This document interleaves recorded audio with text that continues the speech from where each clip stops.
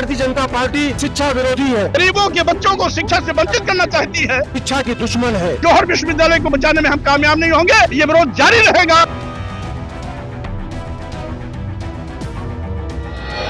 आजम खान के मोहम्मद अली जौहर विश्वविद्यालय को लेकर उत्तर प्रदेश की राजनीति एक बार फिर गर्मा गई है। एक तरफ समाजवादी पार्टी सड़क पर उतर आई है, तो वहीं दूसरी तरफ स्वामी प्रसाद मौर्य भी अपने समर्थकों के साथ प्रदर्शन करते हुए नजर आए। आखिर जौहर यूनिवर्सिटी को लेकर क्यों बढ़ा है सियासी संग्राम? किसने सरकार से कार्रवाई रोकने की मांग की और प्रदर्शन के दौरान क्या कुछ हुआ? आइए जानते हैं इस रिपोर्ट में। दरअसल राजधानी लखनऊ में सोमवार को मोहम्मद अली जौहर विश्वविद्यालय के मुद्दे पर राजनीतिक गतिविधियां तेज रही।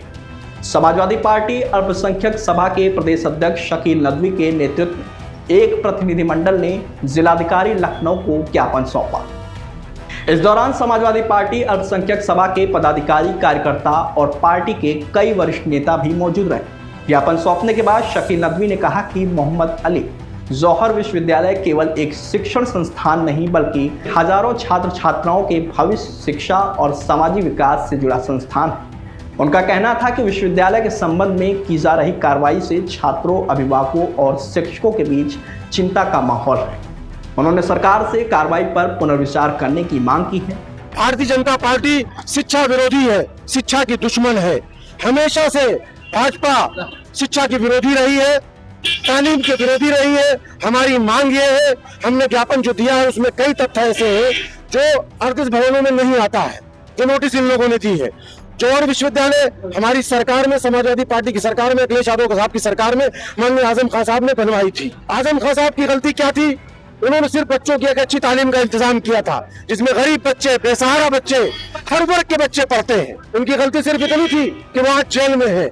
हम प्रशासन से, सरकार से मांग करते हैं कि नोटिस को तत्काल वापस लिया जाए। हमारी पार्टी, हमारे नेता सब ये मांग करते हैं कि नोटिस को वापस लिया जाए। उधर अपनी जनता पार्टी के अध्यक्ष स्वामी प्रसाद मौर्य भी जौहर यूनिवर्सिटी को बचाने की मांग को लेकर सड़क पर उतर आए। सैकड़ों समर्थकों के साथ उन्होंने दारुल-सफा से विधानसभा की ओर मार्च निकालने का प्रयास किया। हालांकि आरएलडी कार्यालय के बाहर पुलिस ने बैरिकेडिंग करके प्रदर्शनकारियों को आगे बढ़ने से रोक दिया। मौके पर भारी संख्या में पुलिस बल तैनात रहा। इस दौरान पुलिस और प्रदर्शनकारियों के बीच कुछ देर तक नोक-झोंक भी देखने को मिली, लेकिन स्थिति नियंत्रण में रही।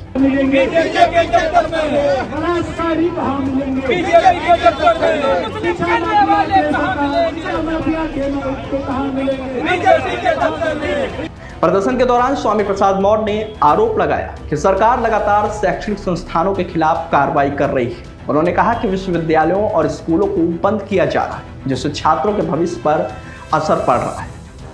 उन्होंने मांग की है कि मोहम्मद अली जौहर विश्वविद्यालय के खिलाफ चल रही कार्रवाई को तत्काल रोका जाए और ध्वस्तीकरण संबंधी निर्देश वापस लिए जाए। अब तक 1,15,000 सरकारी स्कूल बंद हुए। मैं इन बंद हो रहे स्कूलों को संचालित करने की मांग करता हूँ। ये निकम्मी सरकार सरकारी स्कूलों चला नहीं पा रही है। जो पूर्व से स्थापित जौहर विश्वविद्यालय रामपुर है, उसको ढाने की कोशिश कर रही, साजिश कर रही।